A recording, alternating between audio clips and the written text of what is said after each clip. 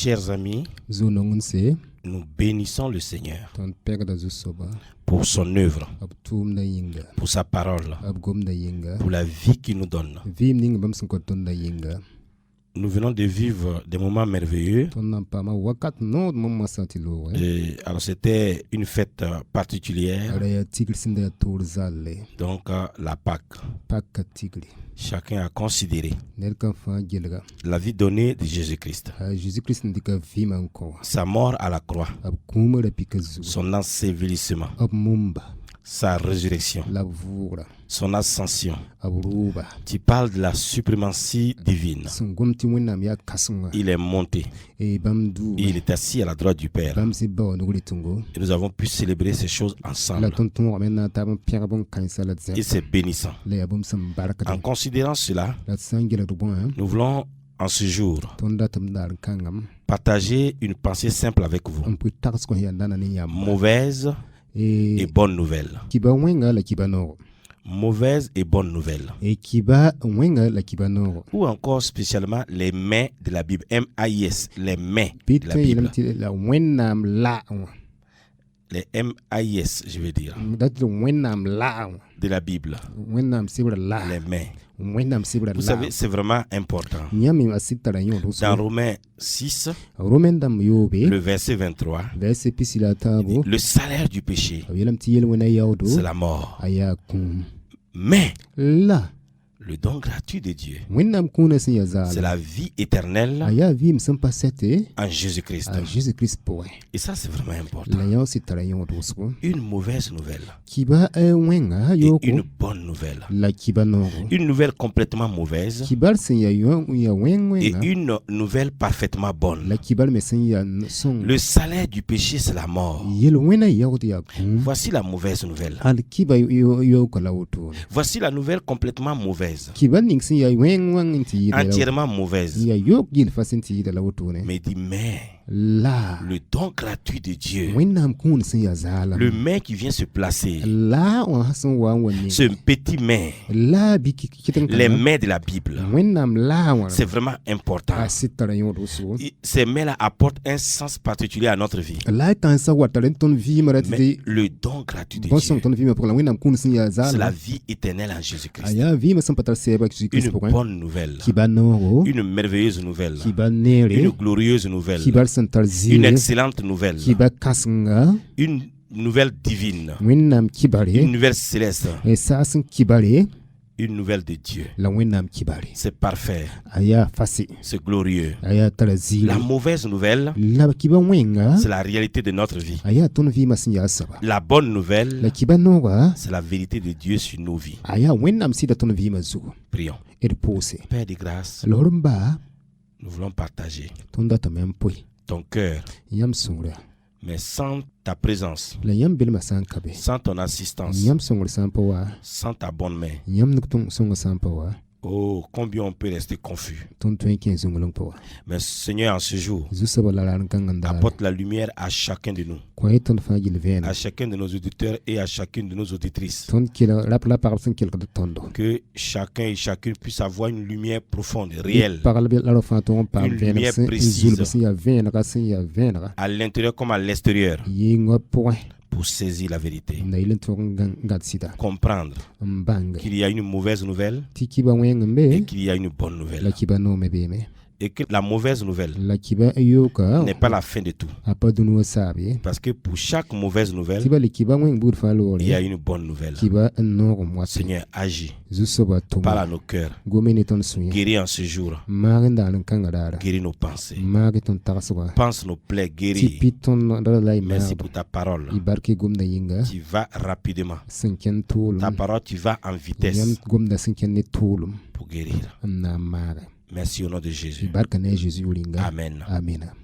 Alors, il faut comprendre. La mauvaise nouvelle, c'est la réalité de nos vies. Mais la bonne nouvelle, c'est la vérité de Dieu sur nos vies. Et Et ça, c'est vraiment important. La vérité de Dieu sur nos vies. Et c'est vraiment important. Pour toute mauvaise nouvelle, il y a une bonne nouvelle. C'est pour cela que je n'ai pas peur. C'est pour cela que toi, tu ne dois pas avoir peur. C'est pour cela que nous, en tant qu'enfants de Dieu, nous n'avons pas à avoir peur. Parce que pour toute mauvaise nouvelle, il y a une bonne nouvelle. Dieu ne veut pas notre mal. Dieu ne veut pas notre peine. Dieu ne veut pas notre souffrance. Dieu ne veut pas notre misère. Dieu ne veut pas notre mal. Dieu ne veut pas. Pour toute mauvaise nouvelle, il y a une bonne nouvelle. Je ne connais pas la mauvaise nouvelle maintenant que tu as.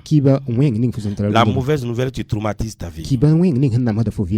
La réalité de ta vie, les situations que tu traverses, les problèmes, tes problèmes personnels, tes situations personnelles, tes luttes personnelles, tes circonstances personnelles.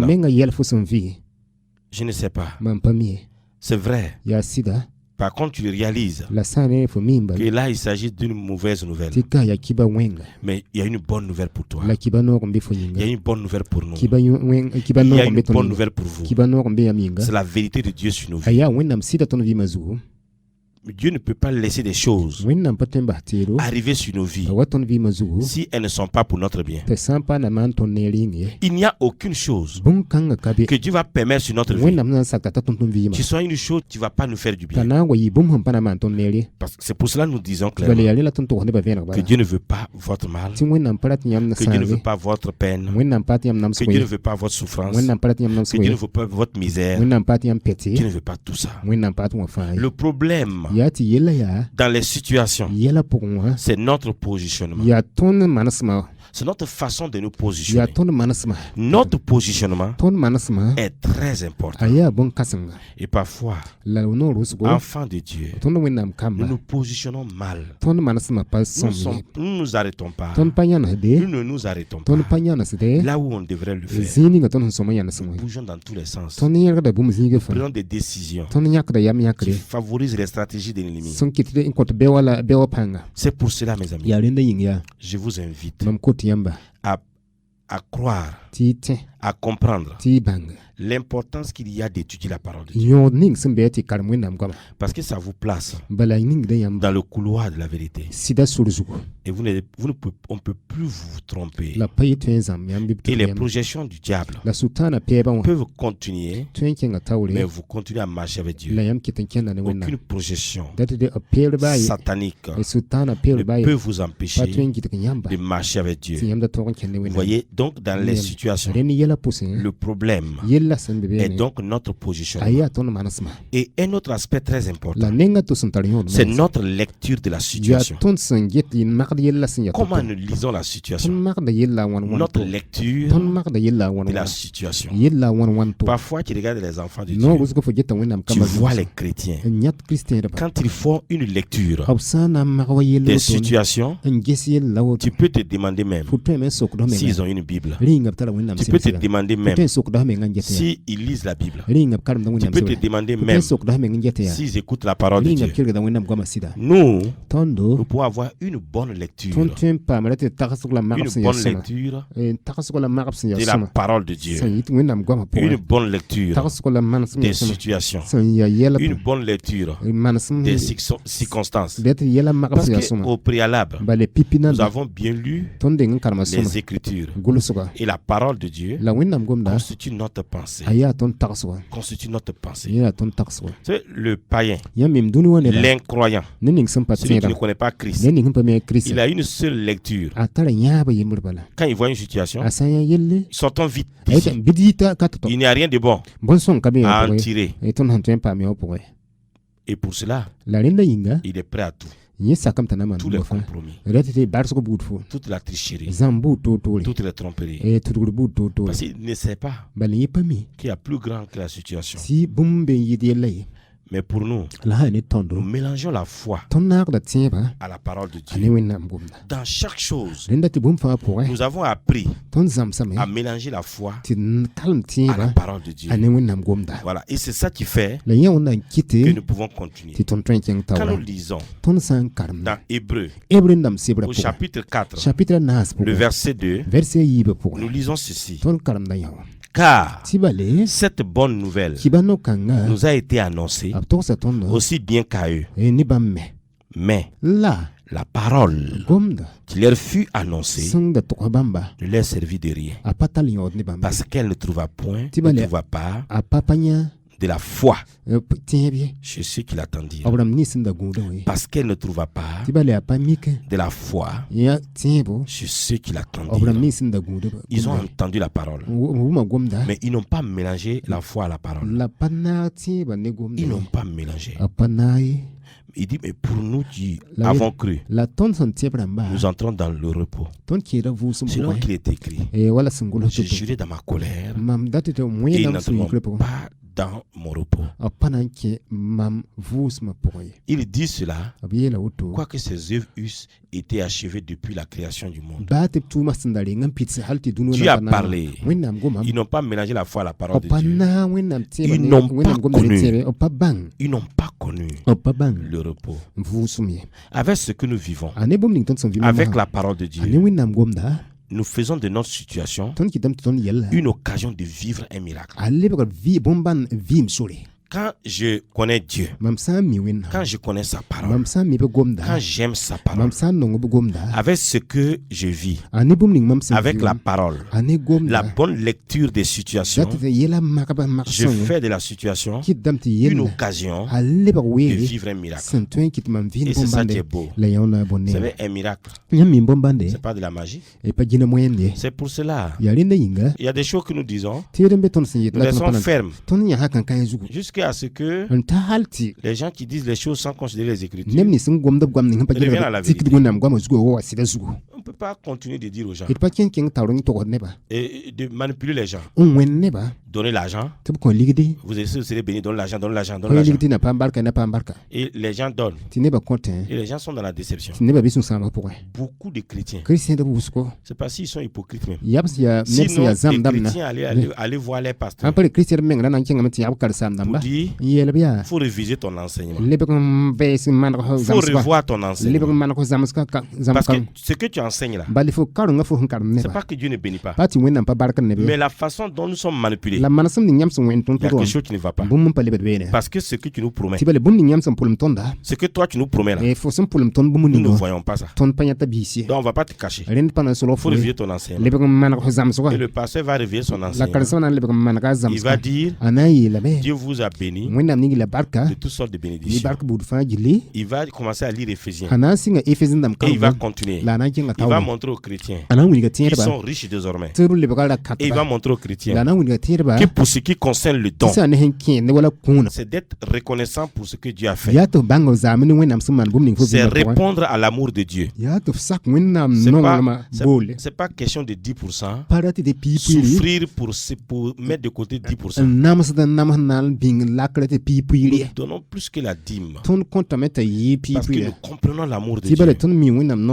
Et expliquer aux chrétiens que tout don est lié à trois choses. Tout don est lié à trois choses. D'abord, premièrement, le chrétien croyant doit donner sans contrainte. Ça, c'est le premier principe. Le principe de la dîme, c'est ça. Le principe du don, c'est ça. C'est sans contrainte. C'est librement. C'est librement.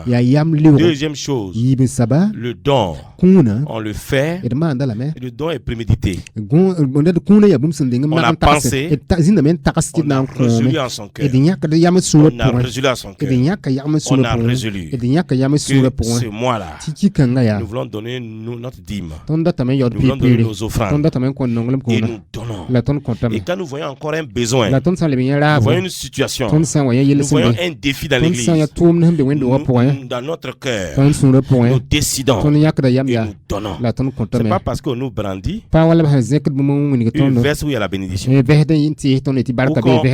qu'on met l'argent dans des enveloppes sacrées. Ou encore, on met l'argent dans des... Puis il y a des stupides là qui se couchent sur les enveloppes là pour les bénir. Ça, c'est faux. Si tu t'es couché sur les enveloppes pour bénir les gens, voilà, je parle de toi. Oui. Tu veux que je dise quoi? Je suis prédicateur de l'évangile et défenseur de l'évangile. Oui. Et c'est vraiment important. C'est vraiment important. Et la troisième chose, se donner avec joie. Donc, donner sans contrainte, de façon préméditée et avec joie. Et comme ce n'est pas quelqu'un qui m'a forcé, je ne vais pas dire que parce que le mois prochain, ou bien le mois suivant, ou le mois passé, comme le mois passé a eu des difficultés, donc le mois qui suit, je ne pourrai plus donner à Dieu. Non, comme c'est librement. Et même s'il y a des problèmes, je ne vais pas lier les problèmes à quelqu'un parce que c'est mon engagement. Mais les chrétiens aujourd'hui aussi, si ce n'est pas la manipulation là, il y a des chrétiens qui ne donnent pas. C'est quand les manipule qui donnent. Mais c'est lié au fait qu'ils ne connaissent même pas Dieu. C'est tout. Si tu connais Dieu, les mêmes personnes étaient chez les féticheurs. Ils donnaient tout là-bas. Maintenant ils sont en Christ. Ils sont incapables de donner. C'est pas sérieux. Il faut donner. On n'a pas besoin de vous manipuler. C'est terrible que aujourd'hui l'église est devenue une forme de manipulation. Même ce qui est fait sincèrement aujourd'hui, ça ressemble à ce qui est mal fait. Parce que les gens ont tellement mal fait. Même ce qui est bien fait devient une confusion. C'est horrible. Vous voyez, donc, un miracle n'est pas de la magie. Il a un but. Et il a une raison. Il y a des jours et des moments intenses de grandes douleurs, de grandes peines, de grandes déceptions, de grandes tristesses. Nous pouvons penser au vendredi de la Pâque. Notre Seigneur Jésus-Christ, il est mort. Nous pensons un peu le cas des disciples. Ce vendredi-là était un vendredi qui était un moment d'intense douleur, de grandes douleurs, de grandes peines, de grandes déceptions, de grandes tristesses. Pour les disciples, la mort de Jésus était une mauvaise et très mauvaise nouvelle. Donc, la peur, le découragement les ont gagnés. Et cela a provoqué des réactions, des attitudes et des décisions particulières. On voit les deux disciples d'Emmaüs. Avec eux, on voit une mauvaise décision, une mauvaise direction et une mauvaise confession. Parce qu'une mauvaise décision amène dans une mauvaise direction et ça conduit à des mauvaises confessions. Et c'est ça qu'on voit avec les deux disciples d'Emmaüs. Pourquoi les disciples étaient-ils devenus si fébriles, si ébranlés? Vous savez, les disciples, comme nous aussi, les disciples ont eu une écoute sélective lorsque le Seigneur leur parlait. Chaque fois que le Seigneur leur parlait, ils avaient une écoute sélective. Jésus a dit à ses disciples plusieurs choses qui n'ont pas fait l'effort de retenir. Par exemple, il dit, je vais mourir. Luc 24, verset 7. Il faut que le Fils de l'homme soit livré entre les mains des pécheurs, qu'il soit crucifié et qu'il ressuscite le troisième jour. Il dit, il vaut mieux pour vous que je m'en aille. Jean 16, 7. Il vous est avantageux que je m'en aille. Car si je ne m'en vais pas, le consolateur ne viendra pas vers vous. Mais je m'en vais. Je vous l'enverrai. Et ils ont eu une écoute sélective. Comme toi et moi. Nous avons une écoute sélective. Quand nous écoutons les messages, on peut être dans une bonne église, mais on écoute de façon à sélectionner, à trouver ce qu'on veut, à prendre ce qu'on trouve bon, mais pas toute la parole, pas le plein conseil de Dieu, et on devient misérable. Vous savez quoi? Les disciples, ils tiraient des conclusions basées non pas sur la parole, mais sur leur expérience. C'est comme aujourd'hui. Les gens, tout là, c'est basé sur l'expérience. Mais un jour, alléluia, quand j'avais 2 millions, j'ai donné 2 millions. Je suis sorti de l'église. On m'a donné 6 millions. Des trucs comme ça. Et puis, donc, comme toi, tu as eu 6 millions, tous ceux qui vont donner là, ils vont avoir 80 millions. Donc, les disciples étaient un peu comme ça. Ils tiraient des conclusions basées non sur la parole, mais sur les expériences. Alors que ce n'est pas l'expérience. Ce n'est pas notre perception empirique. Nos expériences, non. Mais c'est la parole de Dieu. Vous savez, le Seigneur était là. Il a guéri les malades. Il a fermé la bouche des pharisiens et des docteurs de la loi. Il a ressuscité des morts. Il a muselé les éléments de la nature. Il a défié les lois de la nature. Il a multiplié les 5 pains et les 2 poissons. Mais comment alors des soldats, des religieux, des Romains, quelques hommes peuvent-ils venir à bout de lui? Comment est-ce qu'ils ont pu même l'arrêter? Non, il va faire quelque chose. Comme d'habitude. Il va faire quelque chose. Comme d'habitude. Et puis, les disciples ne voient rien. Et du coup, ils disent, mais c'est une mauvaise nouvelle. Avec quoi vivons-nous? Est-ce que nous vivons avec la bonne nouvelle? Ou nous vivons avec la mauvaise nouvelle? Ils n'ont pas fait l'effort de vivre dans la vérité de Dieu. Et la réalité les a écrasés. Lorsque vous mettez la vérité de côté, lorsque vous mettez la vérité de Dieu de côté, la réalité va vous écraser. La réalité écrase tous ceux qui mettent la vérité de côté. C'est pour cela. Restons fixés dans la vérité, plantés dans la vérité, collés à la vérité, attachés à la vérité. Quand Jésus-Christ leur parlait de sa mort et de sa résurrection, ils ne voulaient pas y prêter attention. Eux-mêmes, ils voulaient vivre dans un faux éternel présent. Et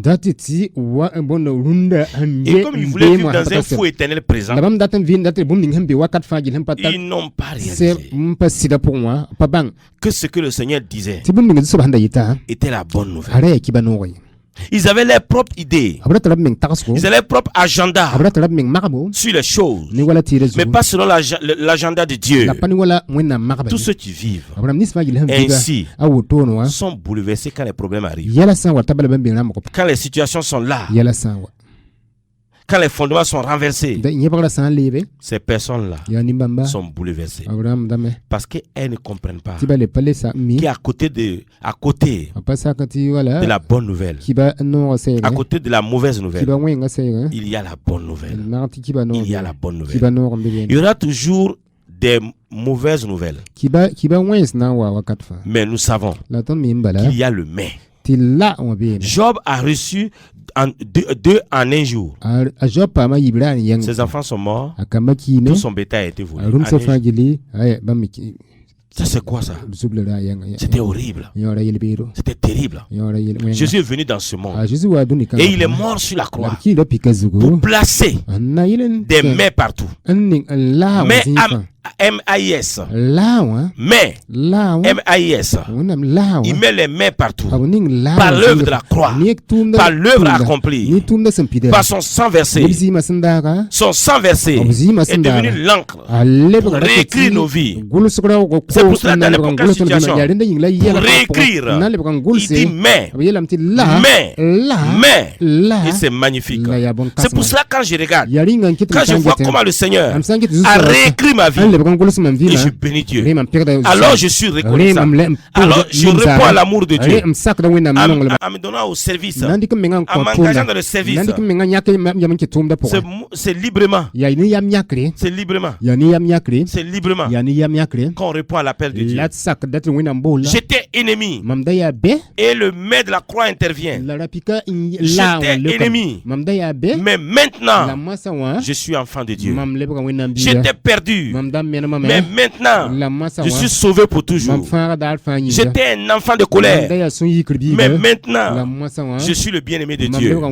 J'étais destiné à l'enfer, mais je suis citoyen des cieux désormais.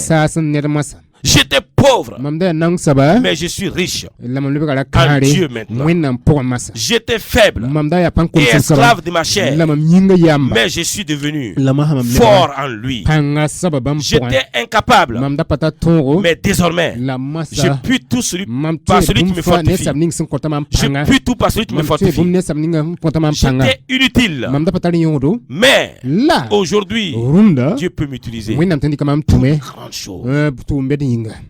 Et qu'est-ce qui a rendu possible cela? Un vendredi terrible où l'odeur de la mort planait partout depuis le petit matin. Oui, la mort, l'odeur de la mort planait partout. Êtes-vous dans un jour, tu sens la mort, alors placez un mais quelque part. Deutéronome 23, verset 5. Il dit mais l'Éternel ton Dieu n'a point voulu écouter Balaam. Et l'Éternel ton Dieu a changé pour toi la malédiction en bénédiction. Parce que tu es aimé de l'Éternel ton Dieu. Tu es aimé de l'Éternel ton Dieu. Est-ce qu'on a dit il a changé la malédiction en bénédiction? Parce que tu as donné l'argent. Attends, où les gens ont trouvé ça? Il a changé la malédiction en bénédiction. Parce que toi tu as donné l'argent. C'est pas l'évangile ça. Parce qu'il a changé la malédiction en bénédiction. Tu donnes. Je donne. Tu donnes. Je donne. Nous donnons. Parce que au préalable, il a changé la malédiction en bénédiction. Il a changé. C'est ça, mes amis. Parce que tu es aimé de l'Éternel ton Dieu. 1 Jean 4. Verset 18. La crainte n'est pas dans l'amour, mais l'amour parfait bannit la crainte. Car la crainte suppose un châtiment. Et, mes amis, c'est vraiment important qu'on puisse comprendre que celui qui craint n'est pas parfait dans l'amour. 1 Pierre 2,25. Car vous étiez comme des brebis errantes, mais maintenant vous êtes tournés vers le pasteur, le gardien de vos âmes. 1 Pierre 1,23. Puisque vous avez été régénérés, non pas une semence corruptible, mais par une semence incorruptible, par la parole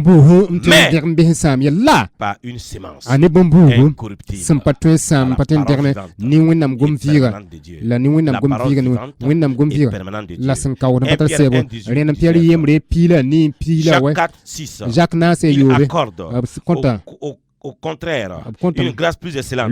C'est pourquoi l'Écriture dit Dieu résiste aux orgueilleux, mais il fait grâce aux humbles. Philémon 15, 16, comme c'est un seul chapitre. Et vous savez, Tite 3, 5, il nous a sauvés. Il nous a sauvés, non à cause des œuvres de justice que nous aurions faites, mais selon sa miséricorde, par le baptême de la régénération et le renouvellement du Saint-Esprit. Père, merci. Bénis chacun, garde chacun, donne à chacun plus grande lumière. C'est la connaissance de ton cœur. Au nom de Christ Jésus, nous avons prié. Amen. Si vous nous appelez, alors vous aurez un CD de ce message. Vous pouvez avoir un CD de ce message. Si vous nous appelez au 78 81 32 59. Si vous nous appelez.